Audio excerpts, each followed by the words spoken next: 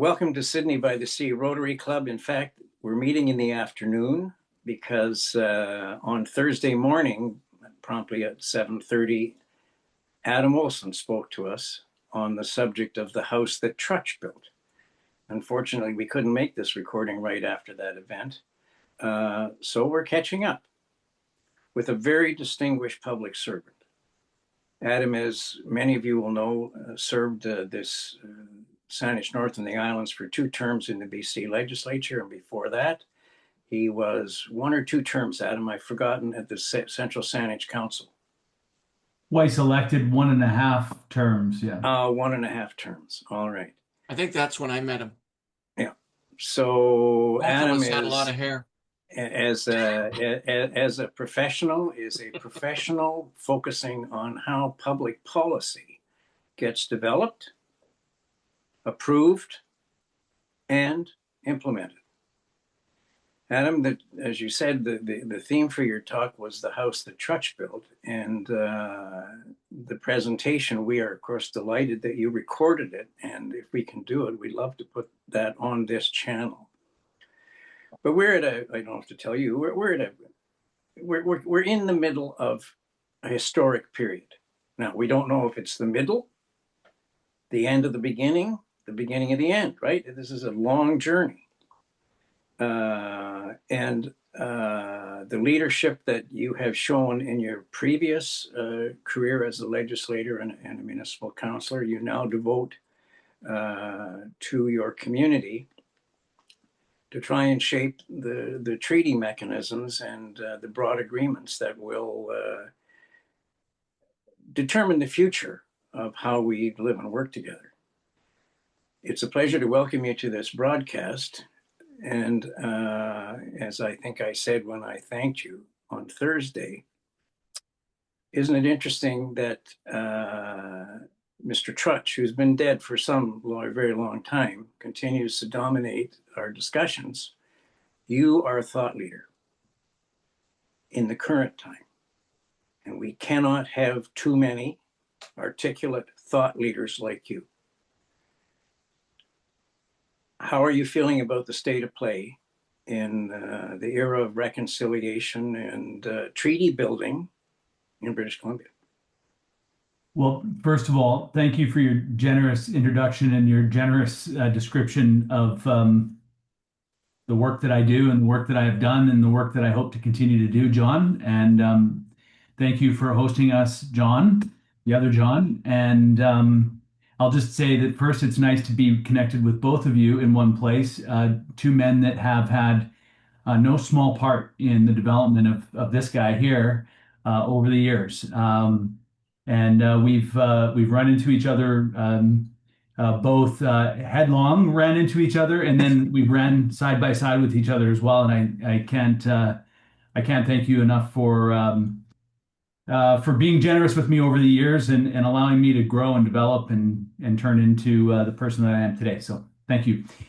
I'll just say that it's always a challenging time for me when Crown Indigenous or Indigenous Crown, depending on which side of the street you're looking from, relations is troubled in this province. And unfortunately, as you framed it, the house that Trutch built, that's British Columbia. British Columbia, most specifically British Columbia's Crown Indigenous policy, land policy, was in large part the work of Joseph Trutch, along with many others. He wasn't the only guy, but he was a key figure in this moment right before Confederation and right after Confederation, that when you start to look at the history and read the history, you start to better understand where we're at today. And that was the presentation that I tried to put together. It was part of an article that I wrote and published in the Tyee just earlier this week to try to illuminate this through line from that moment at Confederation where British Columbia becomes a province through to the decisions and the actions of our current government. And whether they know it or not, they are going through the same motions that were set back in the DNA of this province. And every government since has been um, uh, operating under that same policy and from that same DNA. I would say that we are, when you ask me where I feel we're at today, we are at an inevitable moment that is inescapable. And these two concepts came to me as I was getting in the car and driving to Rotary yesterday morning. In fact, as I was thinking about, how it was, normally I just kind of fly by the seat of my pants. I've got a few notes and I just, as you know, John, I'll just talk and something happens. And yesterday I came with a little bit more of a framework to be working within because there was some specific things that I wanted to get to throughout and as I was reflecting on it in the car ride over these two ideas, the inevitability of this moment um, really is about, it doesn't matter whether it's David Eby that's in the premier seat or whether it's some other person from some other party, any other person, and in any other party is under the current conditions going to be experiencing what the current government is experiencing. That is inevitable because of the trajectory that Trutch and his peers created for British Columbia. The second idea of inescapability is that if we do not confront it, if we not turn and face it like a mature jurisdiction would through public policy that is rooted in an ethical and moral human rights-based approach, then we will not be able to escape this moment. Inescapability. Doesn't every premier since the very beginning has been trying to outrun this issue of the Indian land question, Indigenous land dispossession that happened under Joseph Trutch, that Joseph Trutch actually created a structure and created the machinery and the infrastructure of Indian land dispossession. And every premier has tried to outrun it, and no premier has been too fast. It's caught up to every one of them, and now it's caught up to I think that, well, actually, let me reframe that.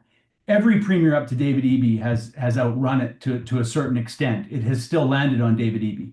But what I will say is that we cannot, as a society, outrun this. We have to turn and confront it.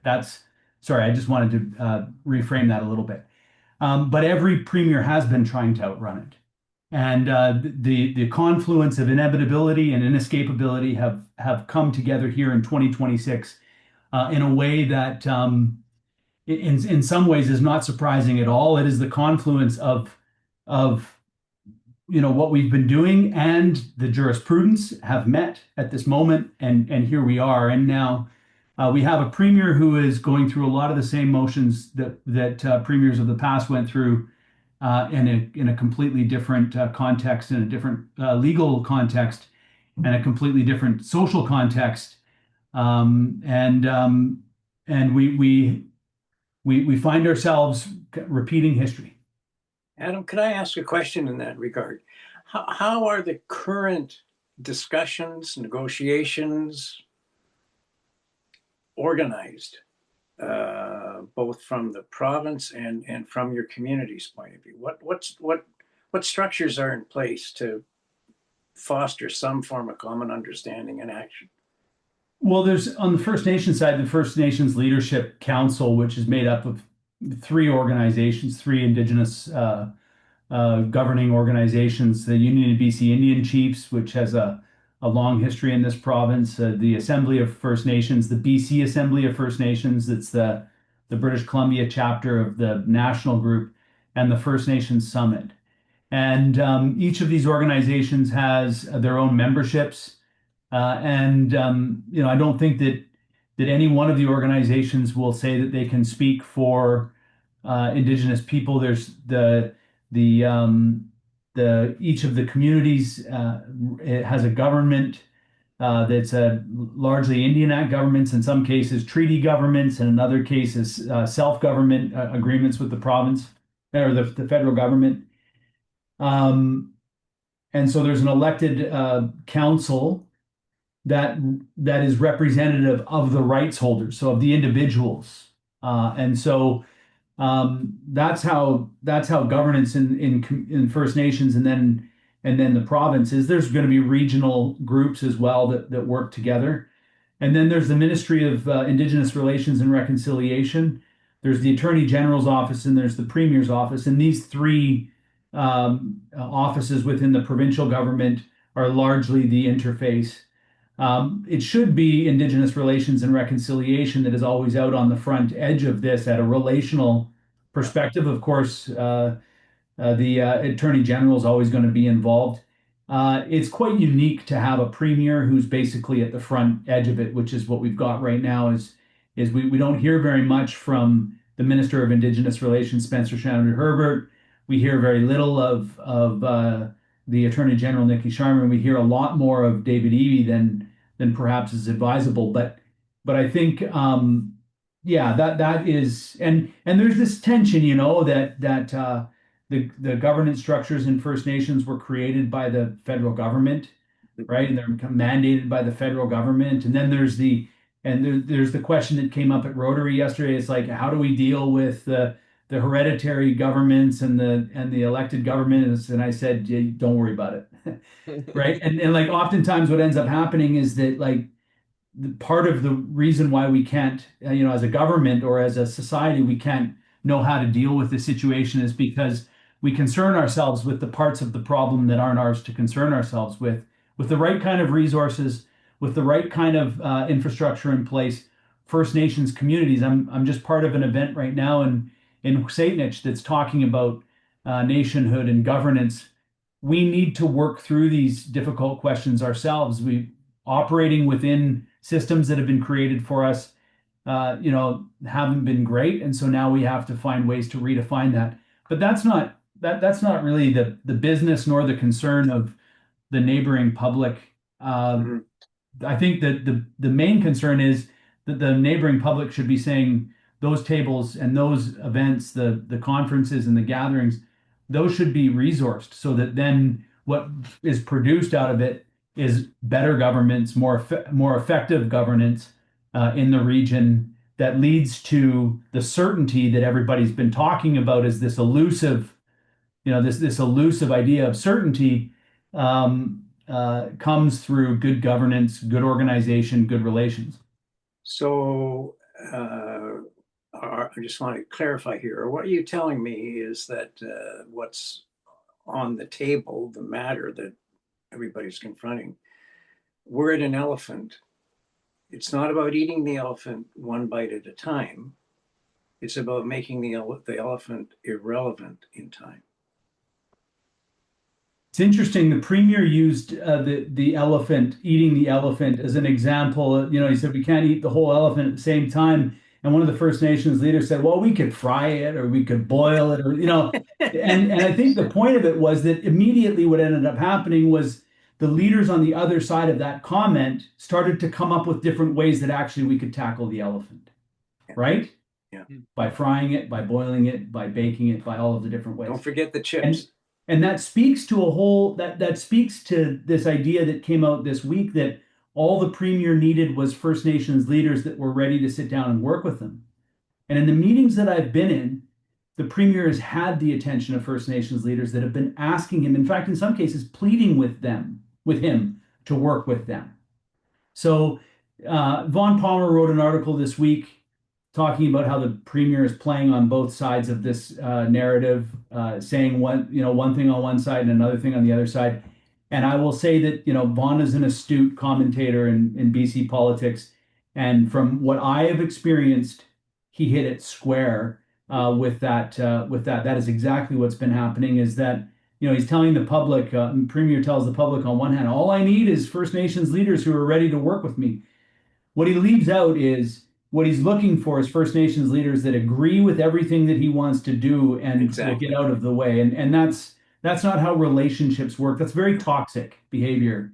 And to connect it back to the conversation, this is one of those patterns that has flowed through from Trutch, and that is that we are to accept, Indigenous people are to accept what it is that the government's decree is.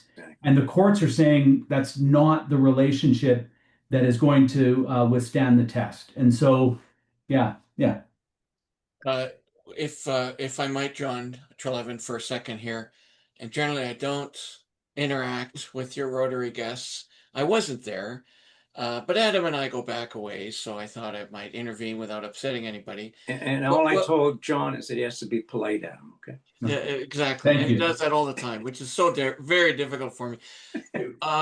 So in the theme of the Rotary meeting, I mean, I know you've done a ton of research, probably done a bunch of writing on this, and there will be more. What's foundationally, what is the house that Trutch built that has led us to this moment, please? So quick little bit on the history of it. In the earliest days of the colonies of Vancouver Island and the colonies of British Columbia, there was a guy that was in charge. His name was James Douglas. And James Douglas had a fur trader's mindset in those early days. And what that mindset was that first, the indigenous populations were very much part of the economic development of the fur trade. Very much gatherers and traders, and there was and provisioners, food, like keeping people alive in these areas that the people in the boats didn't have any experience with. Yeah. And there was a distinct turn in the relationship. I'll say, it wasn't always great, but there is a different relationship in the era of the fur trade under James Douglas and the colonial settler turn that happens with the gold rush and with what I call the land rush. And I think the history holds this up, that when it shifts from when James Douglas is the governor and recommends that Trutch becomes the Land and Works Commissioner in British Columbia, that moment signals a changing of an era, a changing of a mindset. From fur traders, these relationships are advantageous, to colonial settler, Indigenous people are in the way of the project of colonizing and settling these lands. Now, I think where that plays out with Indigenous lands, for example, is that in 1763, King George says Indigenous people have title in their lands. In order for the British Crown, we're a rule of law people. In order to follow the rule of law, you have to secure those lands either through purchase or treaty or other instrument. Make agreements. And British Columbia, and a lot of people don't really understand this clearly about British Columbia, we are the outlier in this country. Everywhere else in this country is settled by treaty. In British Columbia, we were the last of the settled areas in the country, and we had a group of people here that had a completely different mindset, and that was led by Trutch. Very low opinion of Indigenous people, and took the perspective that Indigenous people didn't have any rights in the land, no title in the land. And so they built the colonial settler policy on that ideology, on that theory, legal theory. And they went about in the early days, while Trutch was the Commissioner of Land and Works, reducing Indian reserves. Previously, Douglas said Indigenous people could set out their own reserves. Let them go set out their own markers, and then they'll make that the reserve. They said Indigenous people could preempt land in the same way that a settler could. And in fact, when you read the stories, you can hear that there's a lot of Indigenous people that are coming to just, it's preempting the land, we're going to preempt the land. And then in 1866, they shut that down through an ordinance that said Indigenous people couldn't preempt the land anymore. Like, distinctly saying, we're not going to let them participate in the land in the same way that we're letting the settlers participate in the land. And then I think what ends up happening is they reduce the Indian reserves by about 92%, say 90% for round numbers. And then they go off to Ottawa to enter into Confederation or negotiate Confederation into Canada. And Clause 13 shows up, and the historians, there's a bit of debate about this. I wrote it pretty firmly that Trutch was a part of this in my piece, but it's widely thought that Trutch was at the center of negotiating Clause 13, which says that when they turn over the interests or the file from the province or from the colony to the Dominion over Indigenous people, that the policy will not be more liberal or will be as liberal as the BC policy is. And that led Canada to believe that we had a liberal policy. And we did not. We had the least liberal policy. We had an illiberal policy in British Columbia. And this part of the story comes back again in just a minute here. So we enter into Confederation, and Joseph Trutch becomes the lieutenant governor in British Columbia, the first lieutenant governor in British Columbia. He is still becomes the most powerful person. He appoints the cabinet. Like it's a fledgling little province, and the lieutenant governor still had a lot of power in it. And he wrote a letter to John A. Macdonald when Macdonald was about to appoint Israel Powell as the head of the Indian people and Indigenous people in BC. And he said, "Oh, this Powell guy, he doesn't know anything about what he's doing. You can't appoint him. He's not been out on the land. He doesn't know what's going on. You should instead leave the Indian land policy or Indian policy to me, the lieutenant governor." Right? Anyways, as it turns out, he ended up keeping a lot of power over Indigenous people as the lieutenant governor. That changed over time. But one of the things that it really did was it set in place his policy. And what he says in that letter to Macdonald is really important for the future of what, like today, the contemporary times.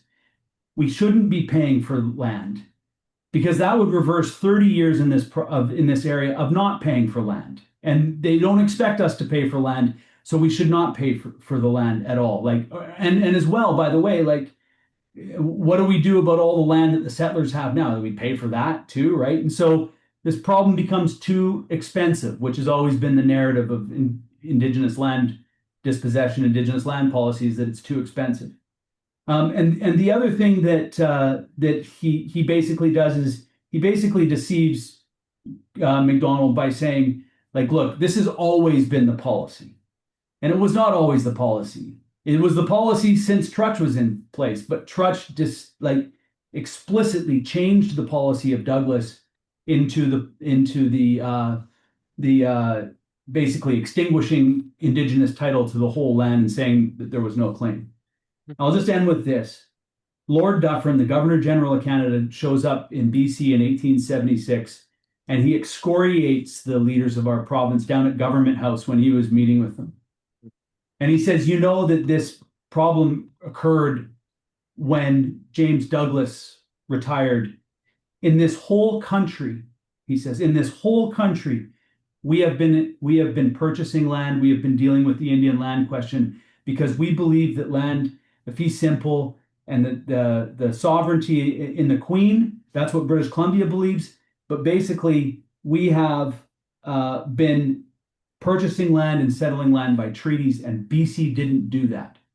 But then he says something which is really important, because it also is a thread that carries through. Is he says, but we shouldn't upset the settlers and the colonists who are already here, the white people that are already here, so we'll just leave it. And that has been the pattern of behavior in British Columbia. We know it's wrong, but yet we will not do anything about it to any great deal. We'll leave it to the next generation to deal with, or the next politicians to deal with. Adam, you know the famous saying that those who do not understand their history are doomed to repeat it. Among the talents you bring to this debate at this time in this location is a deep sense of how the heck we got here. You and your colleagues on both sides of the table have got to figure out the way. We know how we got here. We got to figure out the way to share each other's dreams and get on and make them real. It's a very high calling. And we're very grateful that you could join us on Thursday. Adam, as an MLA, came to our club with some frequency, and I should say always spoke as our local MLA. And you've served this community in two major capacities quite brilliantly. And now you're back at it again, serving an even broader community. We wish you well in your tireless efforts to bring a resolution to issues that, as you've just pointed out, have been around, were created for a very long time.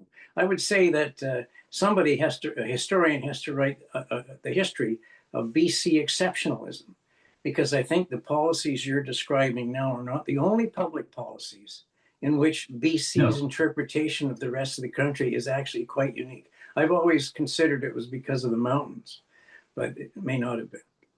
Adam, thank you very much for joining us on Thursday, and you're welcome, of course, anytime to come back. Can I just end? Can I add something here, John? Because sure. I feel like I don't want to leave this part hanging. Because there is a lot of questions about certainty and uncertainty in our province right now around Indigenous issues. That the Declaration Act is the source of a lot of uncertainty.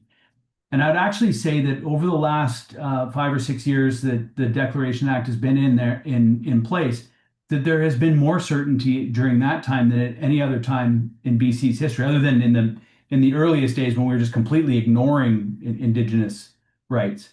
And I would I like to challenge this thought that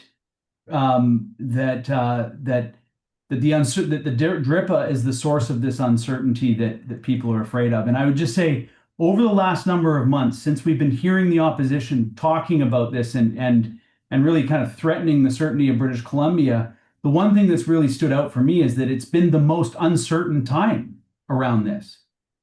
Calling into question the Declaration Act has created a whole pile of uncertainty. Putting pause on it will create a whole bunch of uncertainty for whatever the length is the Premier decides to do it, if he chooses to go forward with it. And so there is this reality that I think British Columbians need to know, is that I have never, ever heard an Indigenous leader say that they thrive in uncertainty. I've never, ever heard an Indigenous leader say to me, Adam, you know what would be really good for our community and our nation right now is a whole bunch of uncertainty. Everybody's looking for certainty, Johns. Everybody is looking for it. And Indigenous leaders have never expressed to me a huge desire for uncertainty. They're looking for certainty in their community, in their neighborhood, in their region. They're looking to be able to participate. And like I said yesterday, they're looking to be able to do it in the unique way that their culture allows for them to do it. The beautiful cultures and languages that we have in this province. So I think that it's really important that as we hear politicians throwing this idea of uncertainty around, that while Indigenous policy is uncertain, then BC will be uncertain. And that goes all the way back to the very beginning of this province, right back to those earliest founding people in our province. Adam, thank you very much for that. And thank you for your remarks at our club. And for our viewers, Sydney by the Sea Rotary meets at the Scholl Center every Thursday morning at 7:15. It's, as I keep saying, it's the best way I can think of to start a Thursday morning.